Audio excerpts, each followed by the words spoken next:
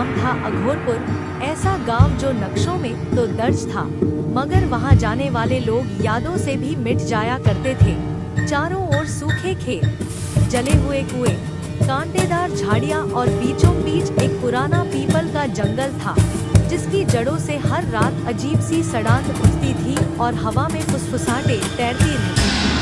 लोग कहते थे कि सूरज ढलते ही गांव की धरती किसी जिंदा जानवर की तरह सांस लेने लगती है, जमीन हल्के हल्के कांपती है और रास्ते बदल जाते हैं। मैं वहां एक रात पहुंचा जब आसमान पर बादल इतने नीचे झुके थे मानो छत बन गए हों। मोबाइल का नेटवर्क मर चुका था और आखिरी बस ने मुझे उतारते हुए चेतावनी दी थी, अगर जान प्यारी है तो सुबह होने से पहले इस गांव से निकल जाना।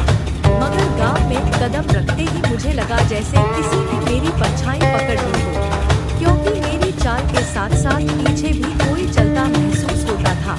अघोरपुर के घर बिना खिड़कियों के थे, दरवाजों पर लोहे की जंग लगी कीलें ठुकी थी और हर घर के सामने एक एक दिया बुझा पड़ा था, जैसे सबने एक ही समय पर रोशनी से तौबा कर ली हो। गांव के बुजुर्ग मुझे देखकर चुप हो गए, आंखें जमीन में आए रहे। सिर्फ एक बूढ़ी औरत ने कांपती आवाज में कहा कि रात को कोई नाम लेकर पुकारे तो जवाब मत देना, चाहे माँ की आवाज ही क्यों न हो।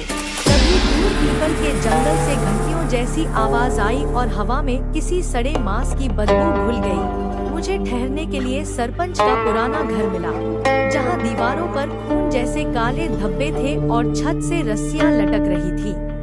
रात गहराते ही दियों की बुझी बातियां अपने आप सुलगने लगी और फर्श पर गीले पैरों के निशान उभर आए, मानो कोई अदृश्य चीज पूरे घर में घूम रही हो। आधी रात को ठीक 3 बजे 17 मिनट पर बाहर से बच्चों के रोने की आवाज आई।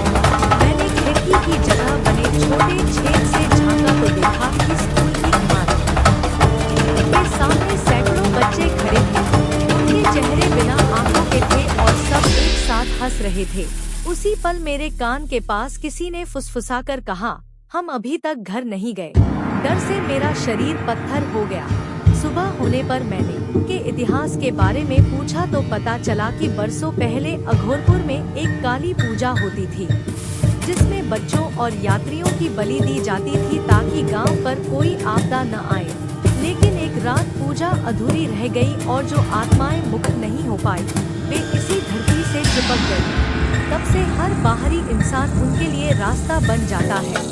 उस दिन दोपहर को ही आसमान काला पड़ गया और पीपल के जंगल से धुएं जैसे साए निकलकर गांव में फैलने लगे। लोग अपने अपने घरों में बंद हो गए और दरवाजों पर राख से अजीब चिन्ह बनाने लगे। तभी मैंने देखा कि मेरी परछाई मुझसे अलग होकर दीवार पर चढ़ने लगी है और उसकी गर्दन अस्वाभाविक रूप से लंबी होती जा रही है।